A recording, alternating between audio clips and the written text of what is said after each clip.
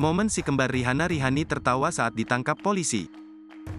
Akhirnya polisi menangkap si kembar Rihanna dan Rihani, tersangka kasus penipuan penjualan iPhone yang selama ini buron dicari petugas. Si kembar Rihanna dan Rihani ditangkap di sebuah apartemen di daerah Gading Serpong pada Selasa, tanggal 4 Juli tahun 2023. Metro Jaya Kombes Hengki Haryadi dalam keterangannya, Selasa, Hengki belum menjelaskan secara rinci terkait kronologi penangkapan tersebut. Ia hanya menyampaikan keduanya tengah dalam perjalanan menuju ke Polda Metro Jaya.